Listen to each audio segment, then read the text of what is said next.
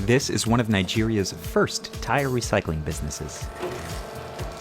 Workers start by ripping out the steel wires so the rubber can be cut, shredded, and turned into bricks for driveways and playgrounds.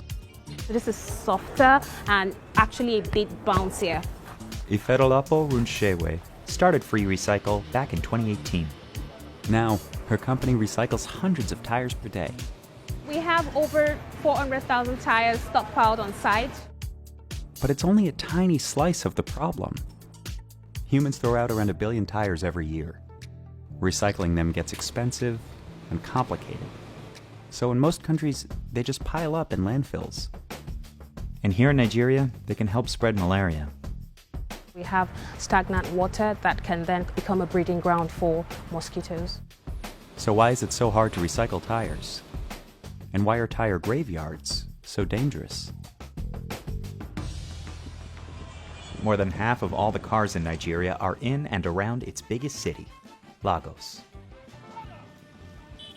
So there's a good chance old tires will end up with a roadside mechanic like Samuel. Maybe you are going on the road, you have flat tire, I will repair it for you.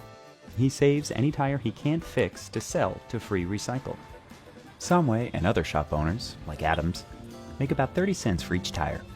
It's good, because this tire is condemned before, cannot use for anything before. So for now, I can sell for free company. Today's haul will be stored in the lot behind Free Recycle's 2.5-acre facility. When Ifedolapo wanted to launch the business, no one believed she could make money out of a pile of tires. They kind of looked at us like we're crazy, and generally that was the reaction. But now she has more than 100 full-time employees, and the business makes about 16 cents for every recycled tire. My first tire, the first baby, was recycled in October 2020. The first challenge is removing the steel wires embedded within the rubber. So one of her first investments was this machine called the debeater, which removes them in about 20 seconds. Next, the tires head to this chopper, which cuts each one into 4 or 5 pieces, making them easier to work with. The company can process about 150 car tires per hour. The same things that make tires durable also make them hard to recycle. In the 1800s, Charles Goodyear accidentally dropped rubber treated with sulfur onto a stove and discovered a process to harden the material called vulcanization. It made rubber stronger and resistant to extreme temperatures. Exactly what cars need out of tires. As more Americans started driving, rubber production exploded in the early 20th century. And most of it came from plantations in Southeast Asia. And then World War II happened. The verdict is in on rubber.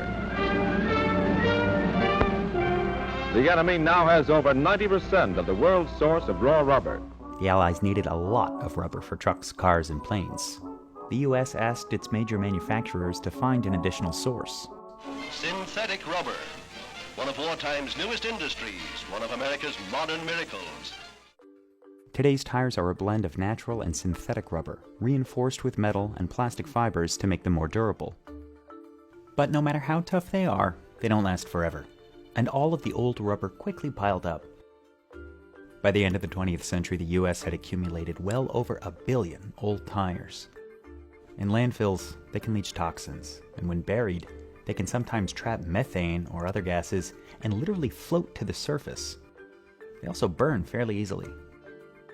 In 1987, about 30 acres of tires caught fire in Colorado. It took almost a week to put them out, and the incident brought this kind of waste into the national spotlight. Within a few years, all but 2 states passed laws that helped fund a new tire scrap industry. By 2021, the U.S. had reduced the number of stockpiled tires to just 50 million. Now, America burns 1/3 of its used tires to fuel cement kilns and paper mills, and another third are turned into rubber surfaces like artificial turf. Less than 20% ends up in landfills. But in developing countries like Nigeria, tire waste is still a growing problem. The country ranks in the bottom 10% worldwide for recycling and sustainability. But Free Recycle is aiming to change that. At the factory outside of Lagos, the shredder rips tires into chunks. These drums crush them into even smaller pieces. Workers rake the remnants over vibrating screens. And large vacuums prevent rubber dust from filling the factory air. Pieces 5 millimeters and smaller fall through. Larger chunks go back through the process and get crushed again. Magnets pull out any remaining metal shards. So here is the fiber separator where the fibers are being separated from the chrome rubber. These are reinforcement fibers, usually made of plastic, nylon, or some other synthetic material. Now, all that remains is rubber. The final vibrating screen separates the different sizes. Powder, which will give a softer feel suitable for playgrounds and gyms, and 3 to 5 millimeter crumbles, which are durable enough to use for driveways.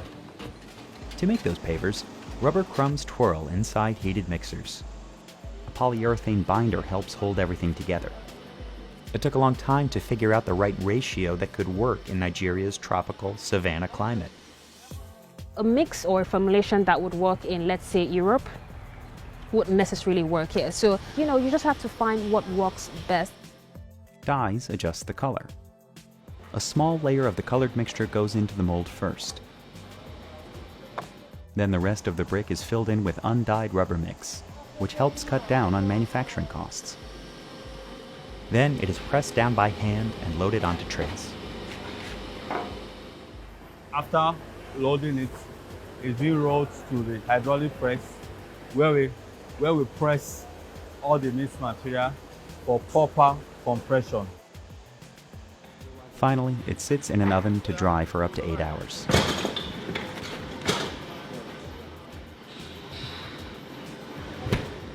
Nigeria's unreliable electric grid means the factory has to make most of the power it uses.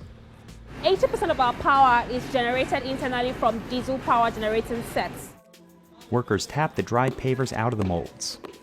On a typical day, they make roughly enough pieces to cover an entire tennis court.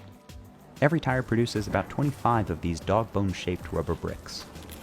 Now, they're ready to ship. Scrap tires have become a $12 billion global industry. In the US, Europe, and Japan, most get recycled, and many are burned to create energy. Tire-based fuel costs less than natural gas and burns cleaner than coal. But it still produces emissions comparable to other fossil fuels. In another method called pyrolysis, tires are heated to extreme temperatures without oxygen. Advocates claim it's the cleanest way to recycle them, but it requires a lot of energy, leaving small profit margins. In the US, a third of recycled tires become new surfaces in homes and playgrounds or mulch for gardens. In response to public concerns about shredded rubber leaking toxins, one US federal agency said it couldn't prove there were any health risks, but it recommended that kids should not eat the rubber. Sound advice. Back in Lagos, Free Recycle's top-selling items are paving stones used in playgrounds like this one at an international school. We've been very happy with their service. The product's good. The thick rubber provides a nice bounce for children at play, but also makes repairs and additions easier. If you want to add more services or add more structures, you just remove it and when you're finished, put it back. While Free Recycle aims to eliminate all of Nigeria's tire dumps, for now, this waste stream is still growing.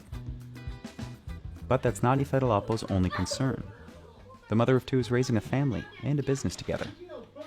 She says Free Recycle is on the verge of becoming profitable, and she continues building it brick by brick. I think she's like a natural fixer. She saw a problem. She found a solution. Charming, but she's disturbingly efficient. She plans to expand throughout the country, as well as Rwanda, Ivory Coast, Ghana, and Kenya. I would like to see us tackling more waste, different types of waste, your paper waste, electronic waste, PET bottle. That's why our tagline is Waste to Wealth.